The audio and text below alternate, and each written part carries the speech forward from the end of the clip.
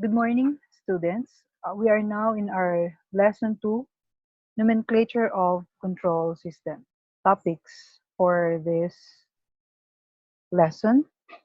The examples of control system applications were at the end of the lesson, you'll be able to enumerate the different applications in different automated control systems.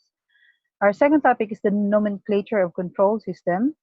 We have the uh, 5 basic elements, and actually this is also 5 uh, physical uh, quantities. So for you to be able to explain these different functions of the elements and the quantities. And our last topic is the control system configuration. So this is an enhancement of what we have discussed already in our first lesson. So our topic 1, examples of control system. Let me show to you here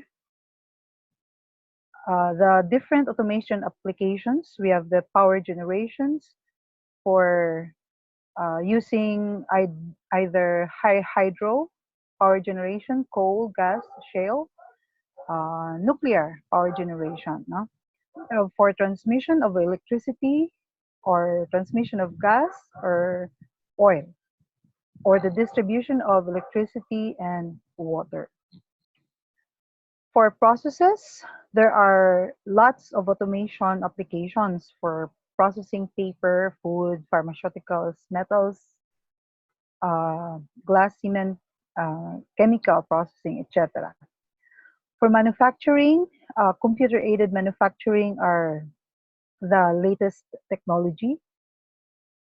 For storage, you have the silos elevator, and for building applications, we control heat and ventilation, air conditioning, etc. And of course, for transportation, for automated cars, for airplanes, and the like.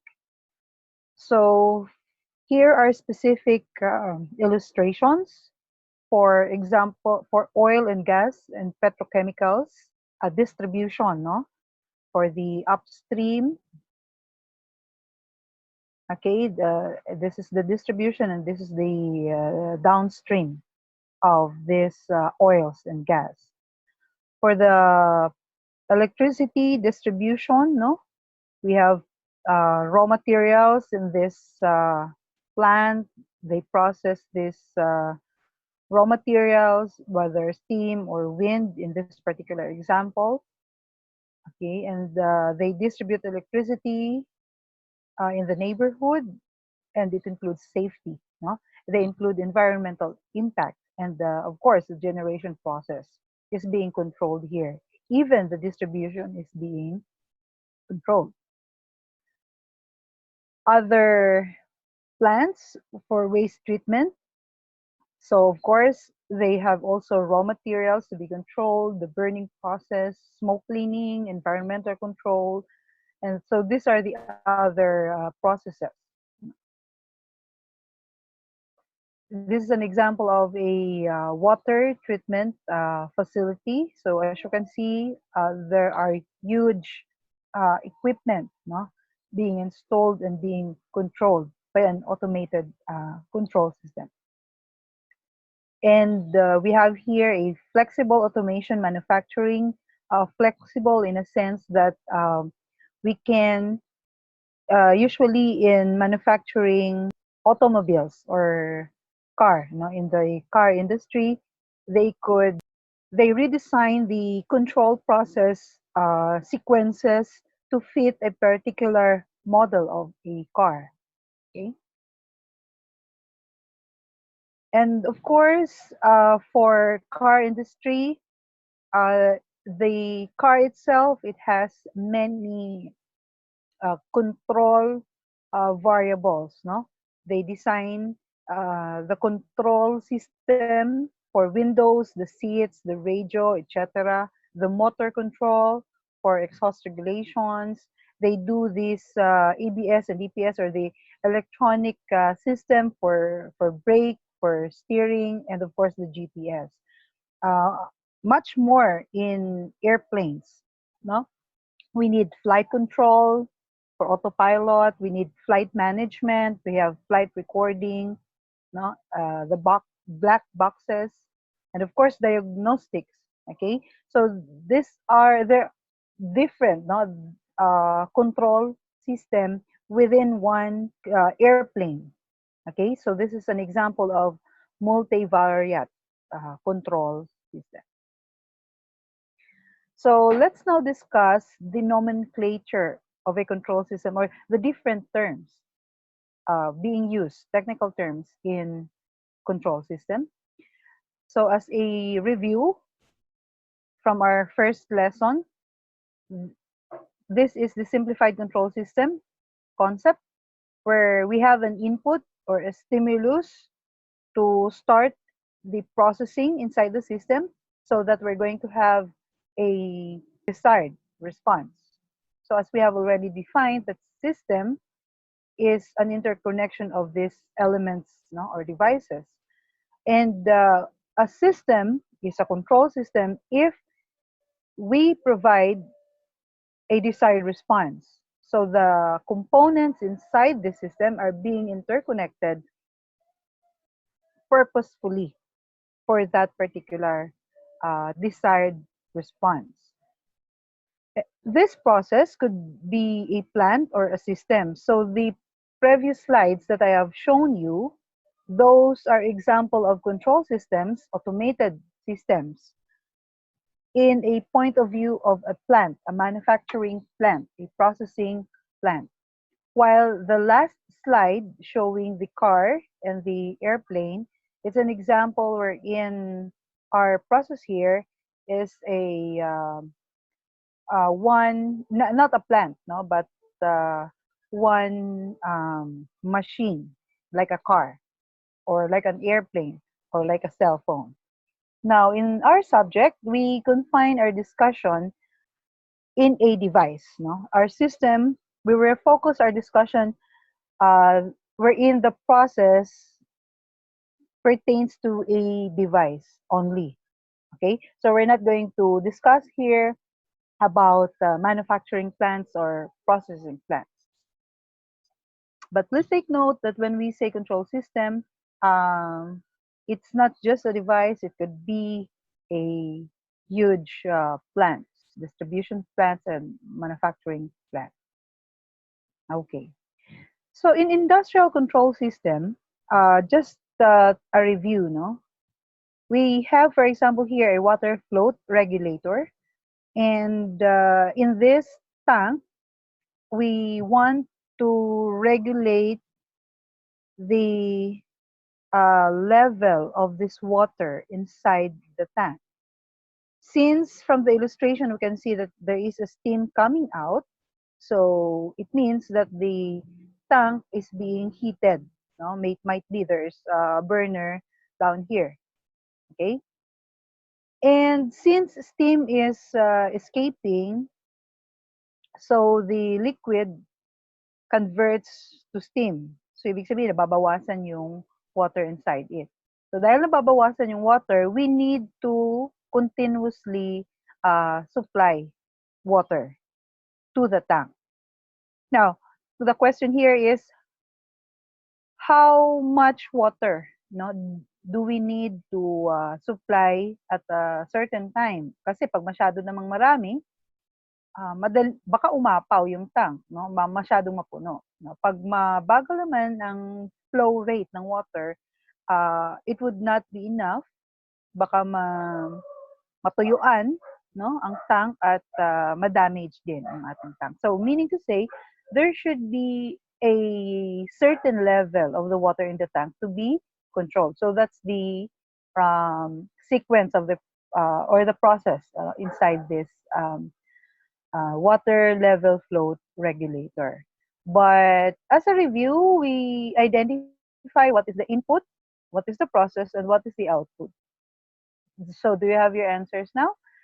I hope you have read and you have answered, okay, in your notes, no, or just in your mind as you are hearing, okay, and you may put that in your notes, okay, as an exercise. Okay. So for the input, it's the water, no, the amount of water going to the tank. For the process, we want to regulate the level of the water inside the tank. And for the output, it's the amount of steam coming out of the tank. Kasi the amount of steam equates to the amount of water escaping. Okay, we have here another example, the Watts flyball generator. No, this is the very 18th century uh, technology of producing speed. So in this, there is a boiler. Okay, maybe from the previous slide where steam is coming out. Okay, if we could consider that as a boiler. So the steam from that tank, no, from the boiler is coming in to this steam valve. So as we know, valve is para siyang gripo na nasasara or nabubuksan. So nakokontrol pamamagitan ng valve ang dami ng steam na napupunta sa engine. So for this engine, depending on the amount of the steam coming in to the engine has a piston wherein it extends or it retracts depending on the amount of the steam. So with that movement, no, extending and retracting, continuously, then this wheel here will rotate. Okay, and of course, as it rotates, no, the output shaft rotates and drives this governor. And so the governor will have a rotational movement. So the rotation, no, is the we want to control. So for the input, of course, it's the steam. For the process, it's the engine, the shaft, and the governor movements. And this output is the speed. Okay. So let's review the block diagram of a feedback control system. So it is arranged in this manner wherein we could see here in the boxes are the transducer, the controller, the process or the plant, and then the output transducer, the sensor. They are actual devices, physical devices. Okay, while the input, reference signal, error or actuating signal, the disturbances, the output or controlled variable, they are signals. No, they are not um, physical devices, but they are signals or variables. No, they are quantities. So we have these 5 basic elements or devices, no, physical devices for our control system. The input transducer, the comparator, the controller, the actuator, and the measuring element. While for the physical quantities or the signals, the set point or reference input, error or actuating signal, controlled variable, or the actual response, the measured variable, and the disturbances. Now, take note, in our block diagram, we have there a process. It's also a physical system, no? But uh, the process or the plant may be a single device, not just like a cell phone or a car, or shall we say an oven, no? Or it could be a large system like manufacturing plant. And it is the subject, no, of the control system. No? Siya yung pinaka-bida. Okay? Yung mismong process natin. Okay? So, process is separated from the other basic elements, no? The 5 basic elements. Okay? As we go along in our study. Now, to explain each basic elements, the input transducer, it is a sensor. It converts one form of energy to another form of energy. For example, heat energy, if you are measuring temperature, no, measuring heat. So it's a heat energy, and you want to convert it to electrical energy because most of the comparator or controller are electronic circuits, but not always. This element is sometimes called reference signal generator because it does not convert energy, but it generates an electrical signal. For example, you have a potentiometer, no? So from the potentiometer, as you rotate it, you are generating an electrical signal. For example, if you have an amplifier and you have a potentiometer as the volume control of your amplifier, so as you rotate it, then you are generating an electrical signal equivalent, not to the amount of rotation that you've made. So sometimes this includes signal conditioning to calibrate the signal according to the device specifications. Kasi minsan, na, for example, if your input signal is a pressure or a temperature, so as a simple conversion from pressure to electrical signal is not that easy.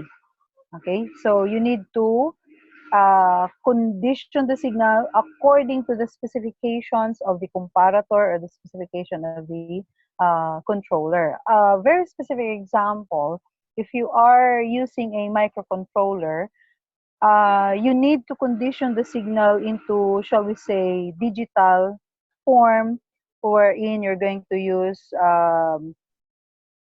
different modulation techniques. Okay, so we're going to tackle deeper into that in our later topics. The comparator, this is a summing junction. Usually, it is an electronic device, no? But again, it's not always, no?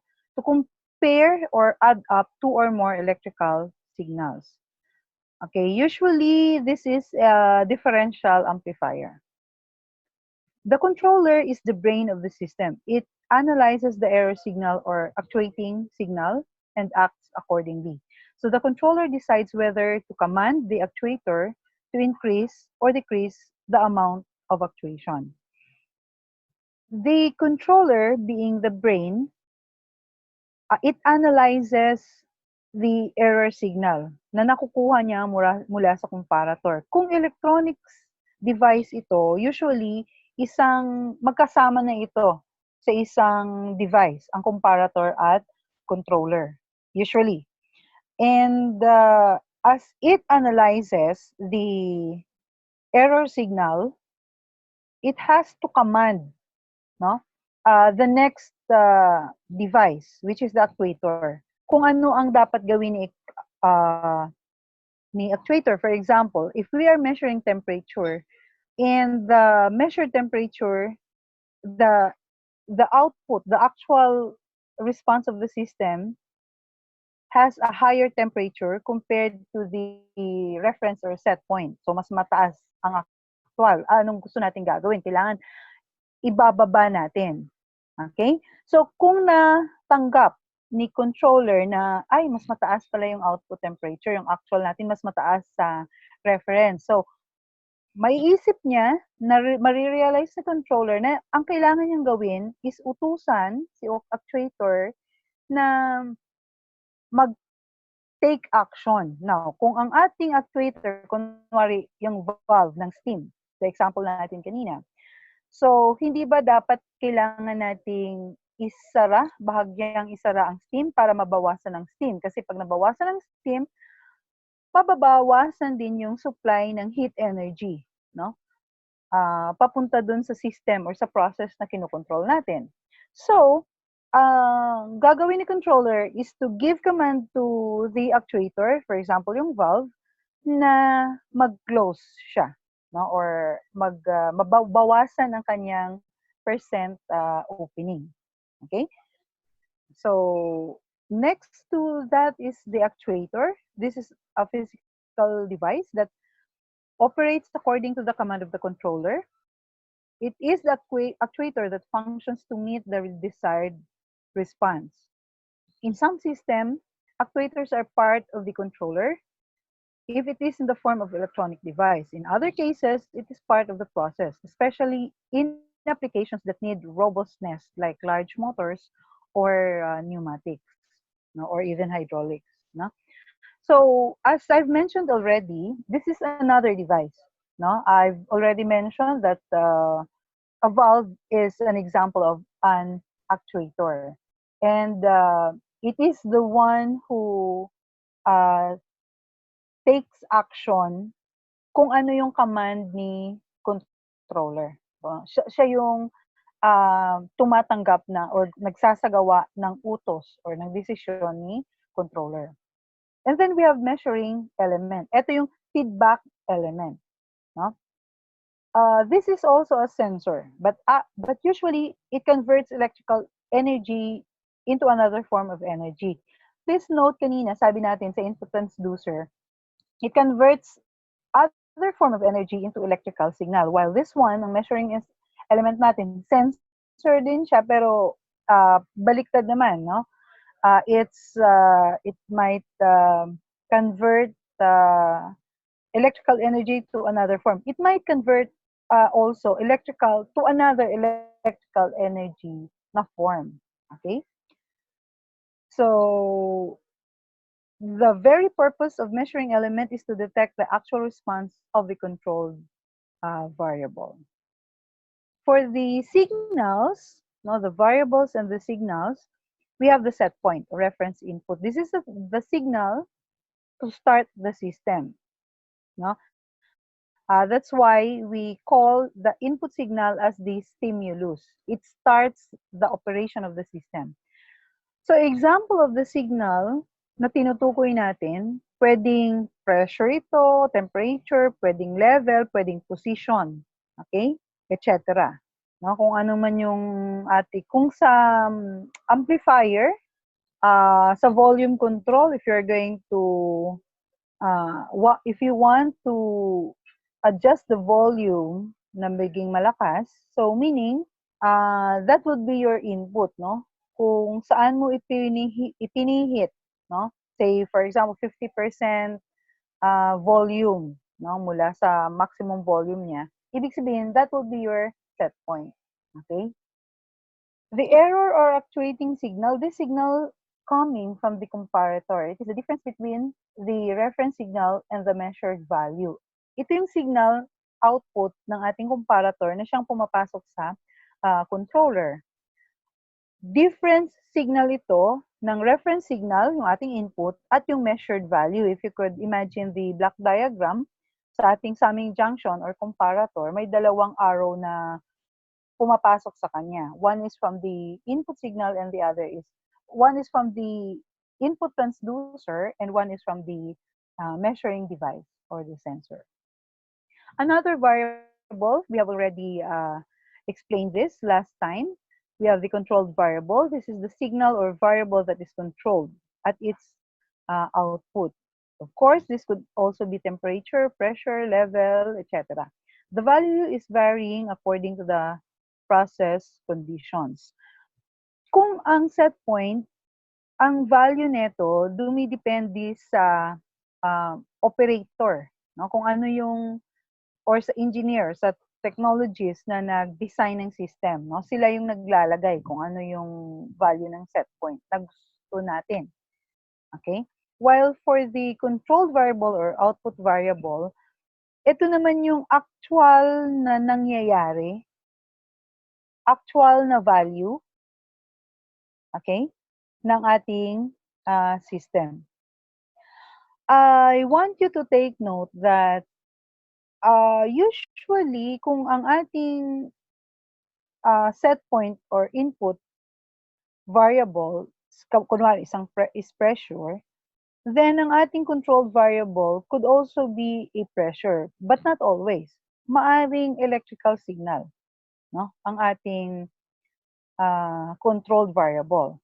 O kaya kung ang ating input is temperature, then ang output natin is kunwari level. You remember yung example natin previous slides na wherein we have a tank and then our input is water but our output is steam, no? So not always na the same ang ating variable na input sa variable ng ating output or controlled variable. Kaya nga meron tayong signal conditioning na na-mention kanina because we need to say, di ba steam yung output ng tank kanina?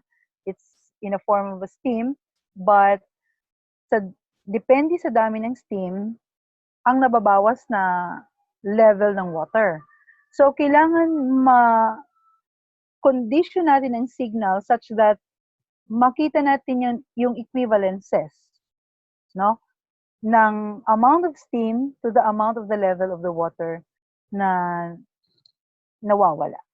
Okay? And then the measured variable, this is an equivalent signal of an actual response or the controlled variable in electrical form. Kanina nga, yung ating controlled variable, sabi natin, kunwari, if the input is temperature and the output is also in temperature, then we want to measure this temperature but in electrical form. Okay? So, the output variable is in temperature at may equivalent value siya in electrical form na siyang tinatawag nating measured value. Say for example, yung aircon, no? Automated control ng air conditioning system natin sa bahay. So, the input to the aircon is the thermostat setting. Diba may thermostat, isi-set mo, ikaw yung operator, ikaw may-ari ng bahay, isi-set mo yung thermostat sa kung anong temperature gusto mo, and then the aircon will work, and then magbubuga na siya ng cool air. Okay, so kung ano man yung temperature ng cool air na yon, yun yung controlled variable, yung temperature. But yung measured variable nun will be the electrical signal na equivalent dun sa ganong temperature. Okay? Note also na magkaiba yung input natin sa aircon. No? Yung input is electrical signal na agad through the thermostat. So, pinuposition mo yung thermostat, well, manual yung pinipihit, no? Pero kung sa digital input, you press a button sa remote control. Okay? So, input is yung setting. No? Yung signal, input signal is the setting made by the operator. Okay? Yes. And then for the disturbances, these are physical quantities that disturbs the controller output signal that affects the actual response. It can be from within the system or from external factors. For example, nga dun sa ating air conditioning system, you have your aircon, but if the window is a glass at wala siyang curtain to cover the heat outside, so mag-iiba ang performance ng aircon mo as compared kung covered ang bintana, no? At para yung heat outside will not be a disturbance sa normal operation ng aircon inside the room. Okay? So, for example, yung refrigerator also, no? It is advised that the door of the refrigerator should always be closed. Or else, kung may singaw, at kunwari luma na, at yung rubber sa door is luma na, hindi na efficient, magkakaroon yun ng disturbance sa pag-maintain ng temperature inside the temperature. No? For example, dun sa car, yung picture kanina sa car,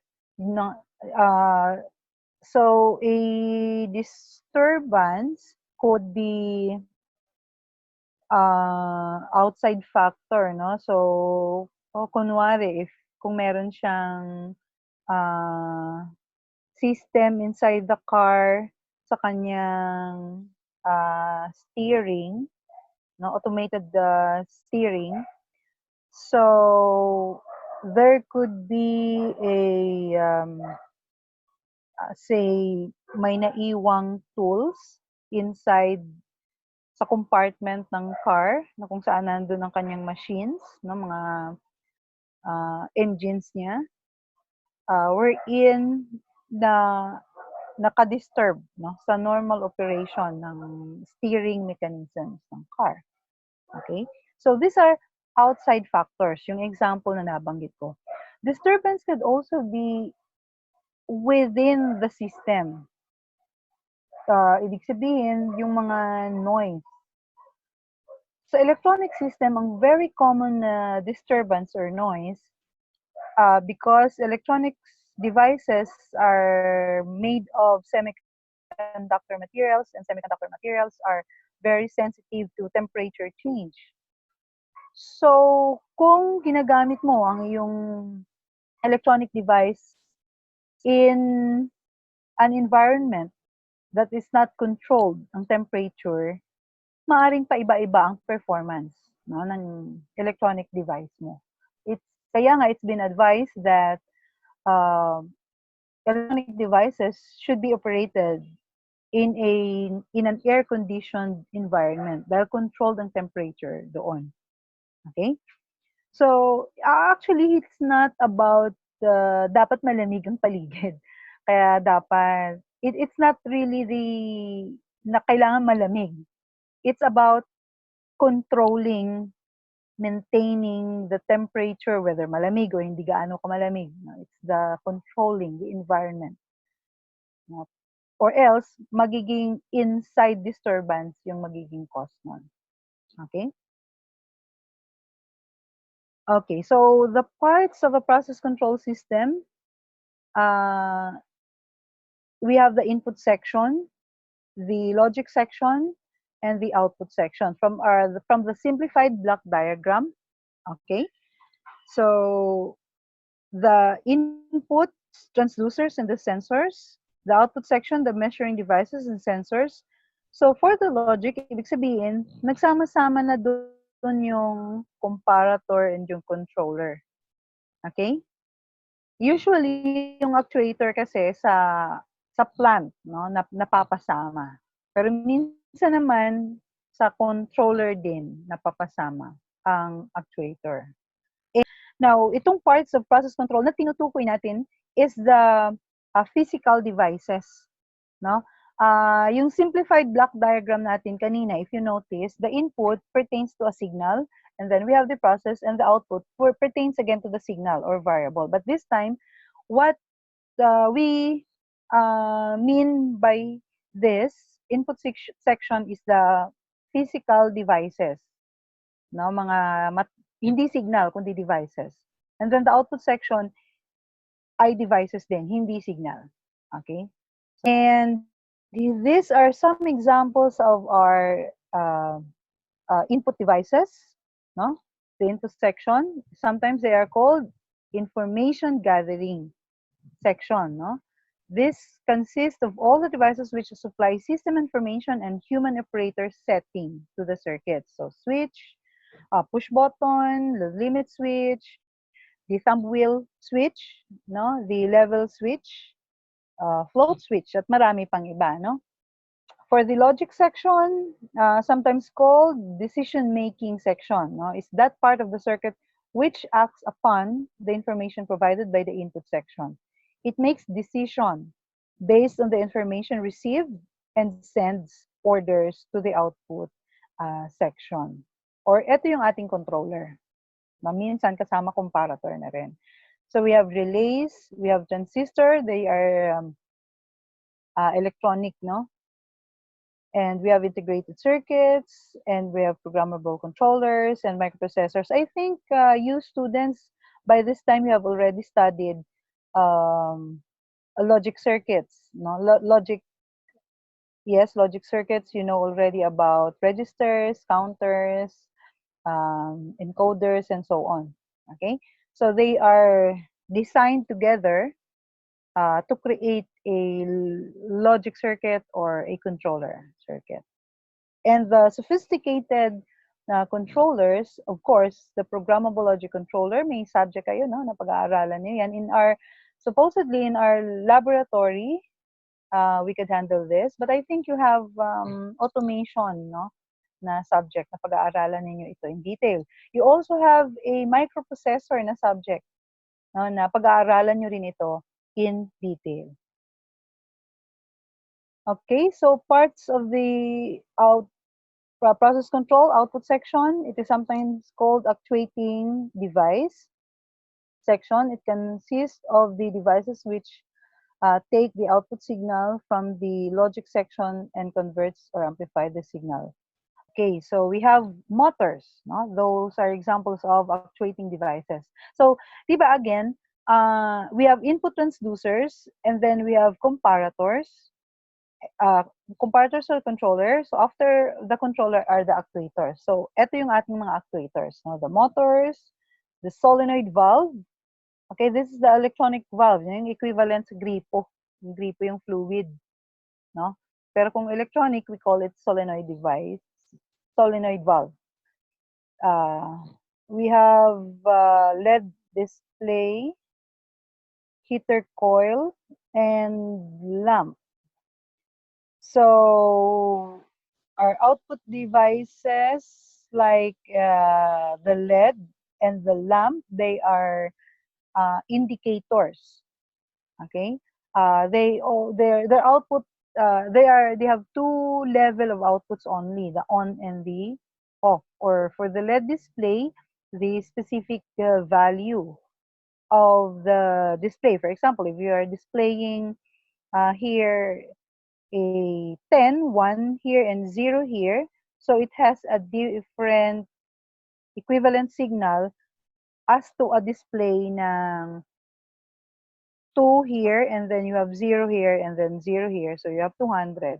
So magkaiba yung 10 at saka yung 200. No? Yun yung different values ng kanyang output. Well, for the lamp, dalawa lang talaga. No? The on and the off level of the lamp. So for the motor, depende sa type ng motor. No? For either rotating siya or stop. May mga types ng motor din na clockwise rotation, merong counterclockwise rotation. And for valve, napakaraming valves din. Okay? So let's now proceed to our last topic. And this is a review, an enhancement of what we have already discussed in lesson 1. So again, for our open loop control system, it utilizes a controller or control actuator to obtain the desired response. So meaning for the open loop system, it's the controller or the actuator whom dictates kung ano yung desired response niya. Hindi dumidepende sa actual environment, actual response ng system. Okay. So the output does not affect the function of the entire system, meaning wala kasing feedback. No? Kung ano man yung output, it doesn't matter. Hindi yun nakaka-affect sa performance ng system. Okay? So, the block diagram, the input signal, hindi lang nalagay dito yung transducer, no? Pero may transducer dito, from input signal, transducer, then controller, then actuator, then process, and then the output signal. So, wala siyang feedback. Okay, so ito na yung example natin last time na pinasagutan ko sa inyo. I hope this time may sagot na kayo. Common using timer, no? So again, ano nga ba yung process dito? This street lighting system will turn on kapag gabi and will turn off kapag umaga. So may specific time kung kailan siyang mag-on during the night at kailan siya mag-off during the day. For example, mag-on siya kapag 6 p.m. at mag-off naman siya tuwing 6 a.m. Kunwari, yun yung input set point ng operator or ikaw na technician na nag-design or engineer na nag-design nito, kung ano yung time na sinet mo sa system, yun yung input or reference. So the duration within on and off is set up by timer. So by the timer. So here they are. Our input signal is the set time adjustment. Okay? So, di ba sa kagaya sa relo natin, yung digital watch natin, nasiset natin yun, di ba? Kung nakakalibrate natin na, kunwari, bagong bili yung relo mo, ang actual time is 12:30, nakalagay pa siya 1 o'clock, no? So, nasiset natin. So, ang input signal natin is kung ano yung setup time adjustment na nilagay ng operator. Yun yung signal. Okay? And then, yung ating controller is yung timer circuit. Usually 555 timer, no? And then, yung ating actuator is a relay. Relay kasi is para siyang switch. Yung switch sa bahay natin, yung pinipindot natin, that is a mechanical switch, while relay is an electronic switch. So, it's relay switches on or off depending sa electrical signal na pumasok sa kanya. Okay, and then for our process, it is the street light assembly, yung stand, yung mismong lamp, okay, yung bulb, that assembly, no, is what we call the process. The output signal is the lamp status, kung on ba or off ba ang ating lamp. Okay, so that is the signal. I want you to take note, no, that when we say signal, setup time adjustment, hindi siya physical device. Output signal, lamp status, hindi siya physical device. Pero yung ating actuator, controller, at saka yung ating process, they are physical devices. Okay? So, for a closed loop, meron siyang feedback. So that makompare yung actual output or actual response ng ating system to the desired output response. Okay? Yung desired output natin, yun yung ating reference, yung input.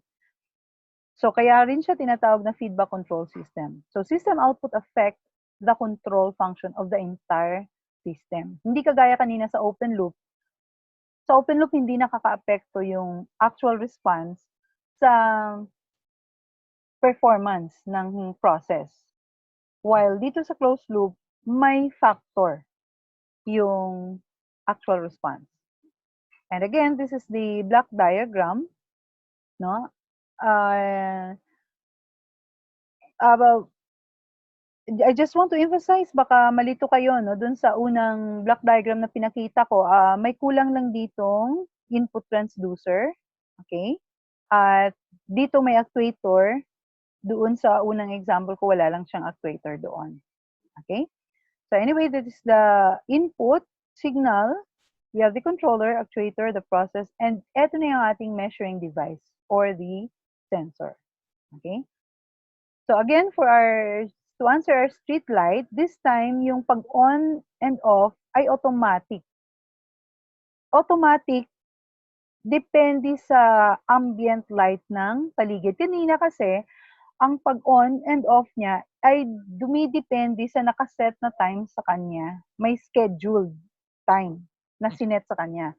Pero dito, walang scheduled time na sinet sa kanya. Kundi dumidepende sa ambient light ng paligid. Pag madilim na, okay, dark, kaya nga hindi na natin tinawag na night or day. No? Ang tawag na natin, kung nag-dark na yung paligid, mag-on. Kung bright na yung paligid, mag-off. Okay? So, ano yung reference input natin? Yung light intensity. Kaya nga this time, kailangan talaga natin ng transducer. You notice kanina sa open loop natin, wala rin talaga tayong transducer doon. Because no need of a transducer. We just set the reference value. We just simply set the timer. So, hindi na kailangan talaga ng transducer. But this time, kailangan natin ng transducer to sense the light intensity. Okay? And we have the controller, again, timer circuit pa rin. Ang actuator natin, relay pa rin. Ang process natin, same. Yung street light assembly, yung stand, yung mismong lamp, no, yung bulb, no, yun yung process pa rin. At yung output signal natin is the same pa rin, yung lamp status. This time, nadagdagan lang ng measuring element, no, which is the light sensor. Okay? I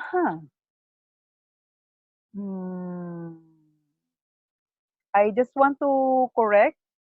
Iko-correct ko lang ito and then I will re-upload the corrected PowerPoint. No, that our reference input is the light intensity and our input transducer, sorry,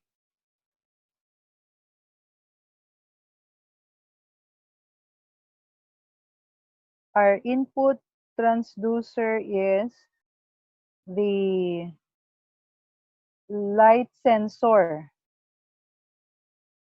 Okay? Light sensor, yung input transducer. Yung measuring element natin is actually wala naman tayong physical device for the measuring element, but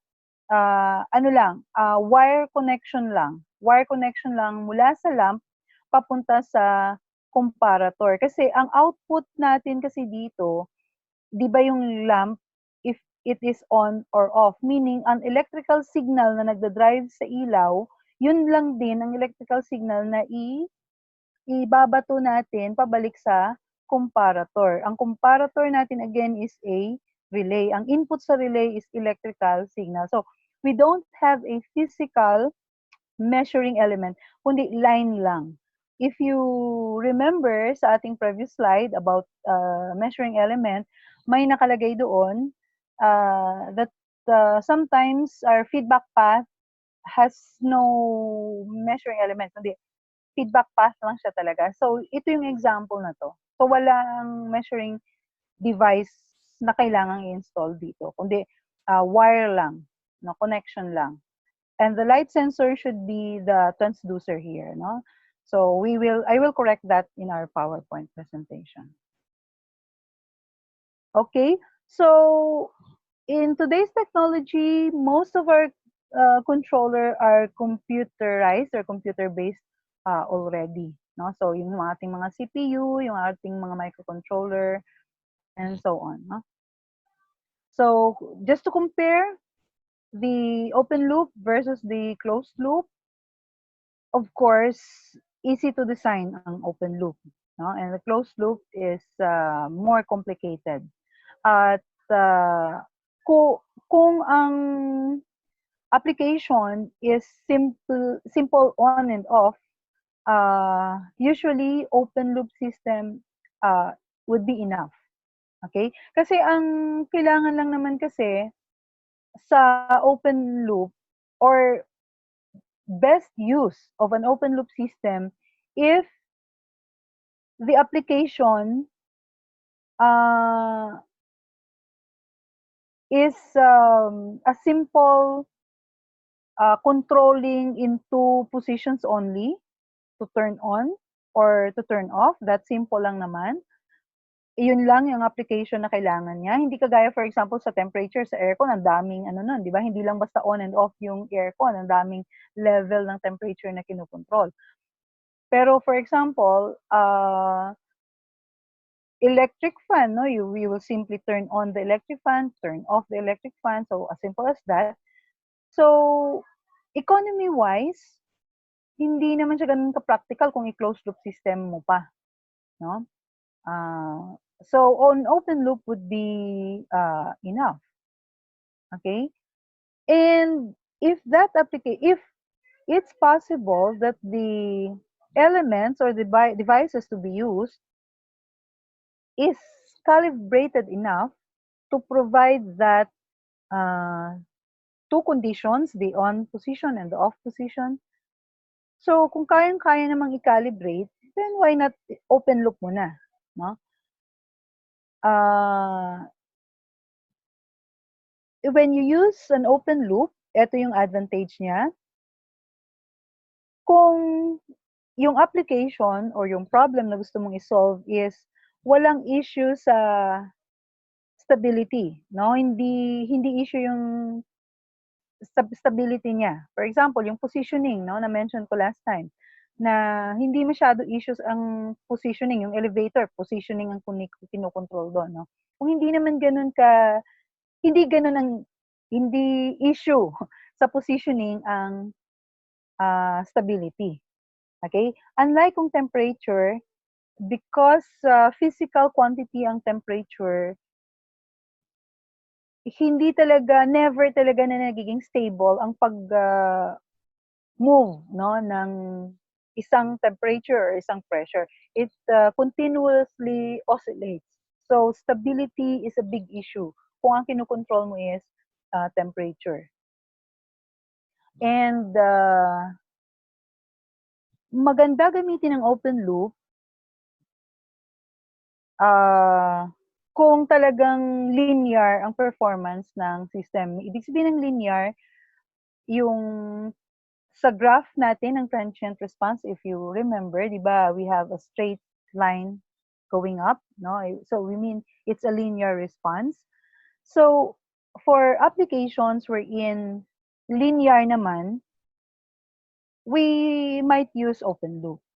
Pero for systems na hindi ganun ka-linear, we need a closed loop system. Ano ba ang mga non-linear, no? For example, you want to control a missile. 'Di ba, ang missile, paano ba 'yon? Yung isang type ng missile na habang when it was launched, you need to control its level from the ground, its speed, your velocity niya, direction, no? So, sa level pa lang ng missile from the ground, hindi na stable 'yun, eh, no? Kasi depende sa terrain ng land, okay? Yung kanyang direction, hindi naman 'pag ni-launch mo yung missile, eh, isang direction lang, nag-curve kasi may projectile, no? So, hindi linear, no? Hindi gano'n ka-stable, no? Ang ang performance ng gano'ng klaseng kinokontrol natin na system. So, yun yung application. Yung ano, robots, 'di ba? Hindi talaga linear 'yan, no? Kaya nga ang robot natin ngayon hindi pa gano'n sila ka-smooth mag-move kasi hindi pa perfect ang medyo may pagka-linear pa kasi 'yun, eh, kaya hindi pa smooth. Pero when you want to create a robot na talagang smooth ang movement na parang tao ang gumalaw, ka-smooth, then very, very non-linear 'yun and very, very unstable yung gano'ng requirement. Okay? So once more, for our multivariate control system, we mean here different input variables, say level, pressure, temperature. And for the output, yun, no? For the level, pressure, and temperature also, for a simple discussion na lang, kung level ang input, level ang output, kung pressure ang input, pressure ang output, temperature ang input, temperature din ang output, no? For simplified discussion lang. Okay? So, I want you to know na most of the system sa panahon ngayon ay talagang multivariate, no? Hindi lang tatlo, marami pang variable in one system. But when you study that, you tackle it naman per per variable naman, no? Kaya nga may mga specialized na technician, okay? May sensor technology kasi specialized na yung study nila. And when we identify the different control systems, when we categorize the different control systems, we look at the type of the controller being used in that system. So here are the different categories of how controllers are categorized. The pneumatic, which means we use air pressure for heavy loads. Okay? Hydraulics, this is the use of fluid, water or oil. Pag mas lalong mabigat pa yung load, na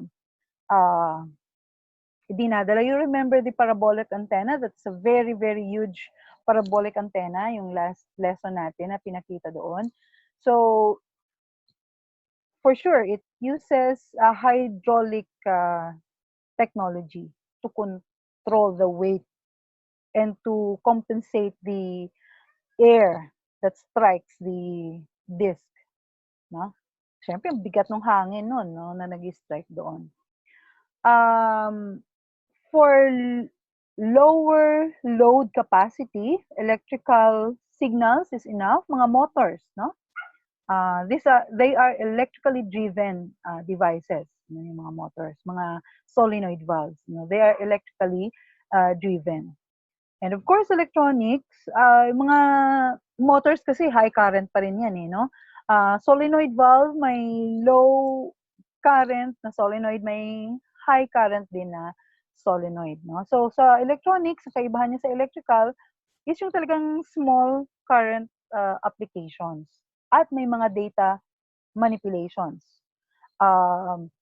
Specific example na ito, yung mga well, sa cellphone natin, no? 'Di ba? We have what do we have in our cell phones? Gyro yung positioning, leveling, 'di ba? Gyro 'yon. That's purely electronic, but it's a control system. Okay? So, frequently, a combination of different technologies is used, lalo na syempre pag multivariate. So, I have here an example of a multivariate control system.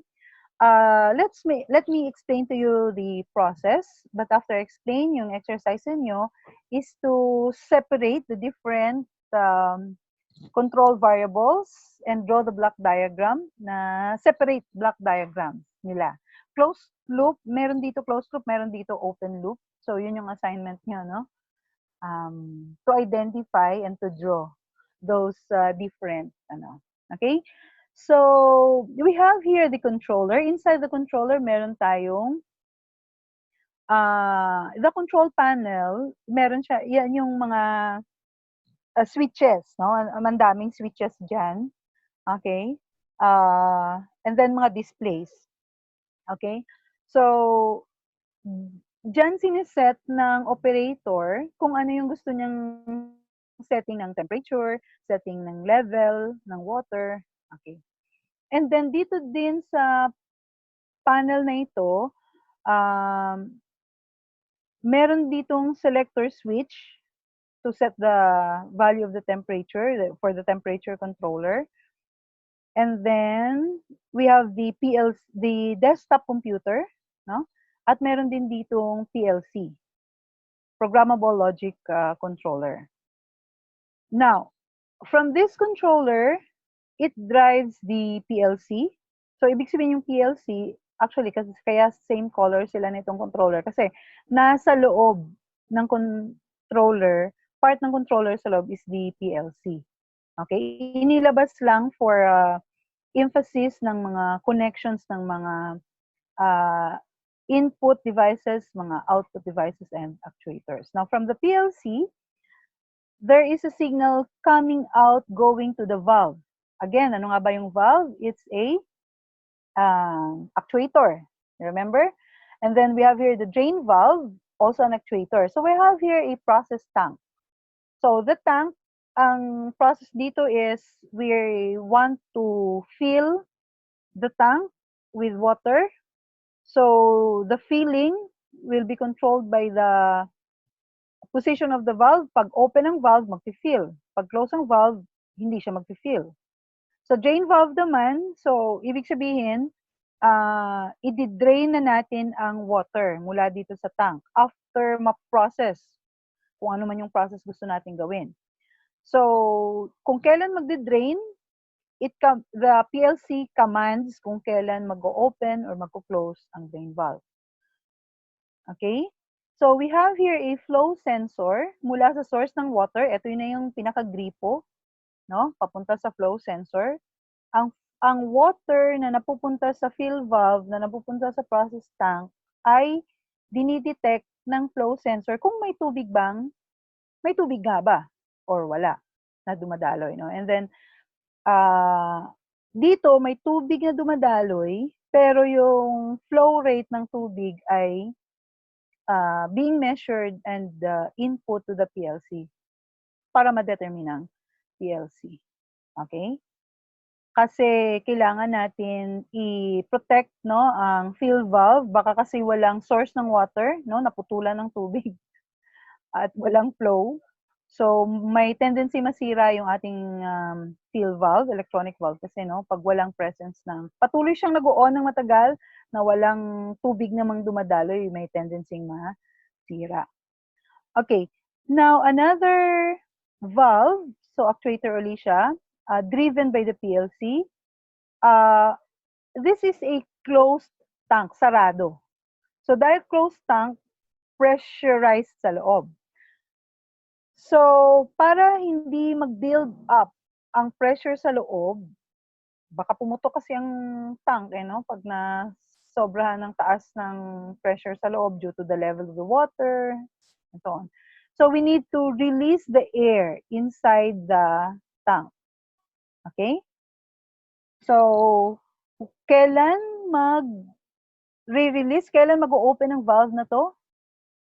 Kailan ikakaman ni PLC na dapat siyang mag-open? Hindi naman all the time open, no?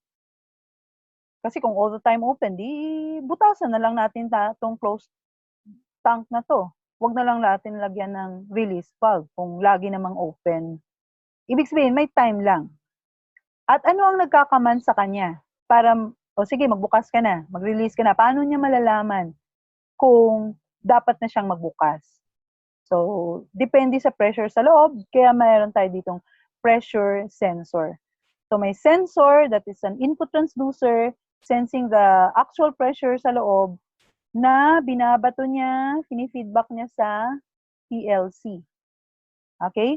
Pag nalaman ni PLC, uy, ang taas na ng pressure na nandito sa loob. Okay?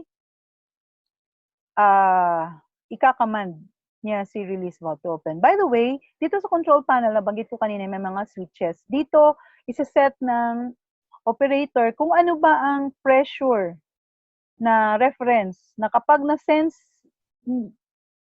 kapag na-determine ni PLC na ang nakaset na value ng pressure dito at yung na-measure is above na ang measured, magde-decide na si PLC.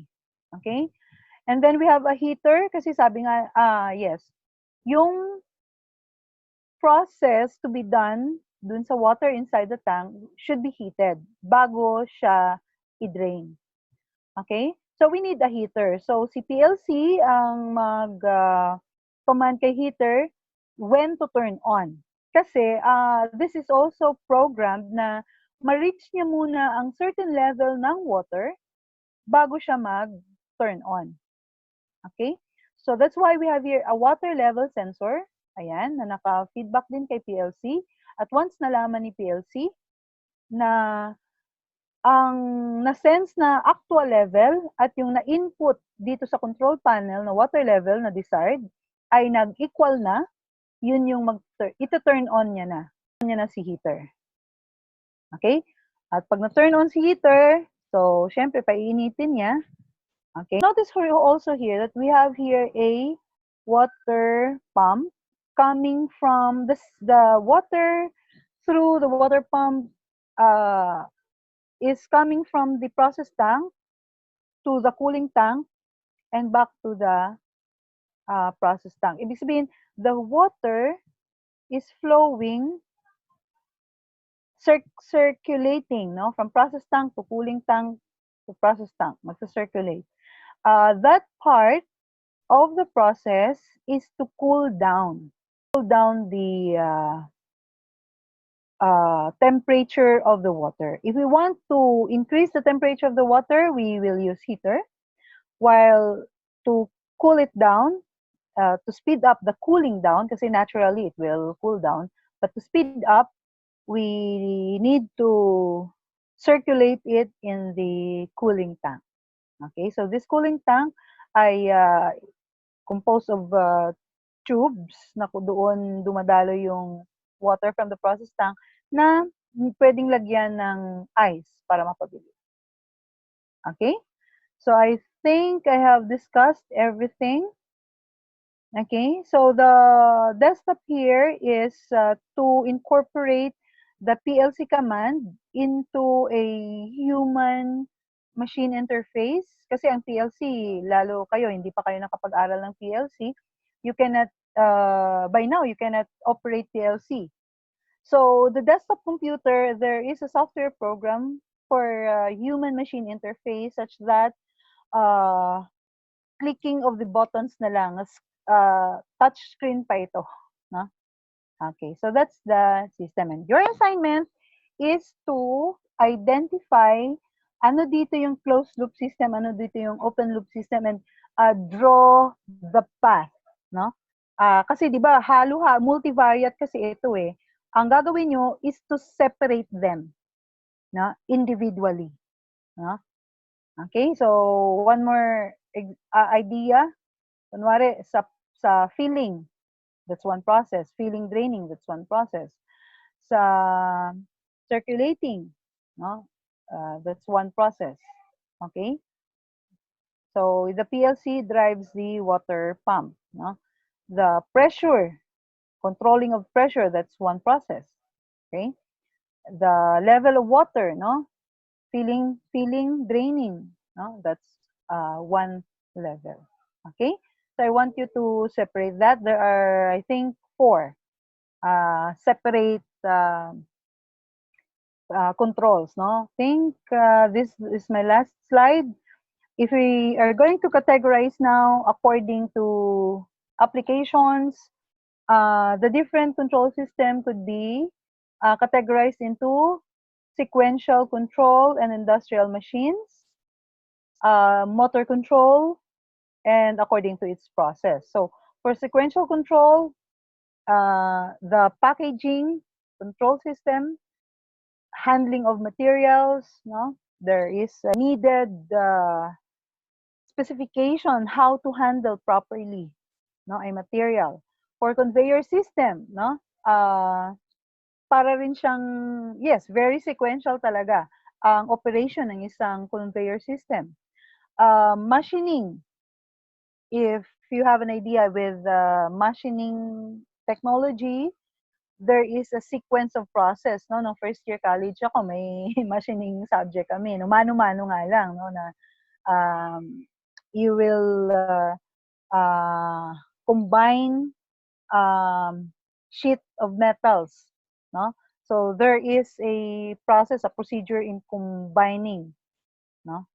Drilling, even drilling, simple drilling, may process ito, may sequence ito, no? And then stamping, things like that. Okay, so because of its sequential need, no, so nakategorize sa ganyan. Because when you design, you should know the sequence.